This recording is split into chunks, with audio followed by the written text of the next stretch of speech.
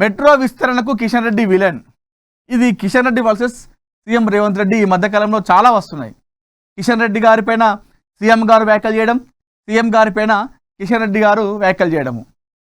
So ఏది అంటే రేవంత్ రెడ్డి గారు ఆరోపిస్తుంది ఏంటంటే తెలంగాణకు బడ్జెట్ వచ్చే విషయంలో, తెలంగాణకు నిధులు వచ్చే విషయంలో, తెలంగాణకు ఏదైనా అభివృద్ధి చేసే విషయంలో కేంద్రం నుండి వచ్చేటువంటి బడ్జెట్ నిధులు ఏదైతే అభివృద్ధికి ఏవైతే డబ్బులు ఉంటాయో వాటిని అడ్డుకునే ప్రయత్నం చేస్తుంది కిషన్ రెడ్డి అని చెప్పేసి సీఎం గారు ఆరోపిస్తున్నారు కిషన్ రెడ్డి గారి పైన.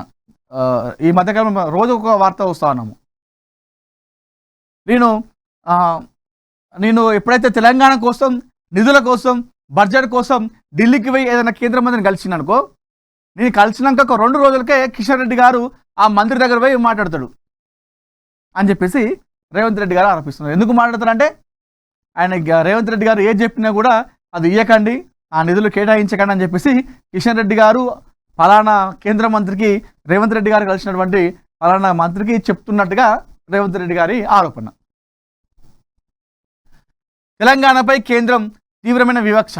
మాకు నిధులొద్దు, ఎన్ఓసి ఇవ్వండి చాలు, మేమే కట్టుకుంటాం.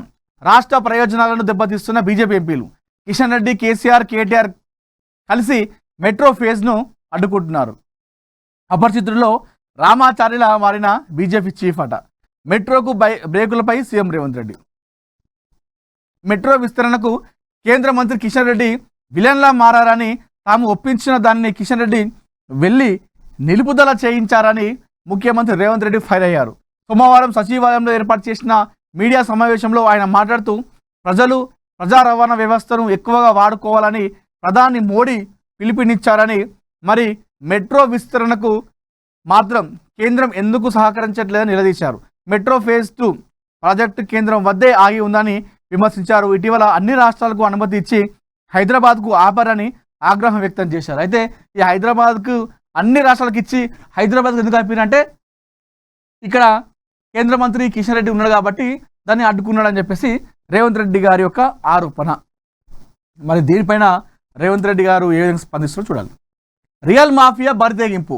ఆయుష్మాన్ భావ్ ఐకానిక్ హౌసింగ్ పేరుతో రియల్ దందా. రియల్ మాఫియాకు రెవెన్యూ అండదండలు, కనీసం నోటీసులు లేవు, డిపిఓ చర్యలు శూన్యం. సిర్గాపూర్, మనూర్ తహసీల్దార్ల కడుసన్నుల్లోనే అక్రమ రిజిస్ట్రేషన్ల పర్వం. ఒక్కో దస్తావేజుకు 10,000 మామూలు. నిబంధనలను బేఖాతర్, అక్రమార్కులకు కాసుల పంట. ప్రభుత్వ ఆదాయానికి భారీ గండి కొడుతున్న రియల్ కేటగాళ్ళు. ఇది కథ. మనం గత కొన్ని రోజులుగా చూస్తూ ఉన్నాం. ఈ రియల్ మాఫియా దందాలు, కేటగాళ్ళ అరాచకాల పైన మనం ఏఎన్ఎన్ మహాపత్రిక సంయుక్తంగా పోరాటం చేస్తూ ఉంది. చూద్దాం ఒకసారి వార్త.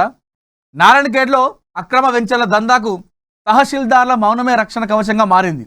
సిర్గాపూర్ మండలం వాంగ్దల్ గ్రామ సర్వే నెంబర్ 27లో ఆయుష్మాన్ భావ్ పేరుతో 100 ఎకరాల వ్యవసాయ భూమిలో కనీస అనుమతులు లేకుండా భారీ వెంచర్ తెరపైకి తెచ్చారు.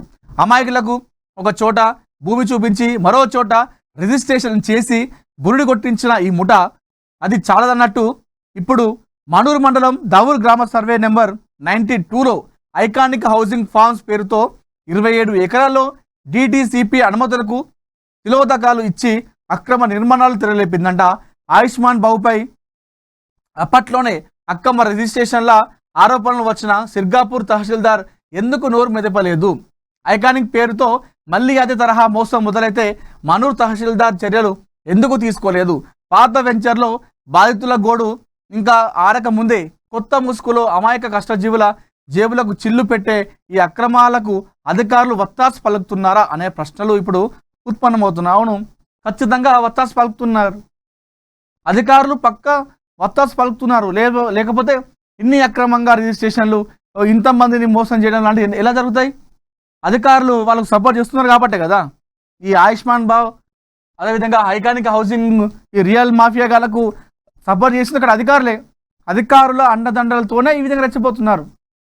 అధికారుల భయం ఉండి అధికారులు వాళ్ళపైన చర్యలు తీసుకుంటే ఈ విధంగా రారు కదా. ఇప్పుడు వీళ్ళు ఇంత యథేచ్ఛగా ఇన్ని రకాలుగా వాళ్ళు దందాలకు పాల్పడుతున్నారు, అరాచకాలు చేస్తున్నారు అంటే అక్కడ అధికారులు మౌనంగా ఉండడం వల్లే కదా. ఖచ్చితంగా అక్కడ అధికారులు చాలా గట్టిగా ఉండి ఇదంతా కూడా అక్రమాలపైన దీనిపైన చర్యలు తీసుకుంటే వీళ్ళు ఇంత దూరం రాదు. వీళ్ళు ఒకటి తర్వాత ఒకటి చేస్తూ ఉన్నారు అరాచకాలు, అక్రమాలు. ఎందుకంటే అక్కడ అధికారులు, తహసీల్దారులు వాళ్ళకి వత్తాసు పలుకుతున్నారు. ఎందుకంటే వాళ్ళ ముడుపులు ముట్టినాయి కాబట్టి. ముడుపులు ముట్టినాక గంతే, ఎవరైనా ఏదటనో అని.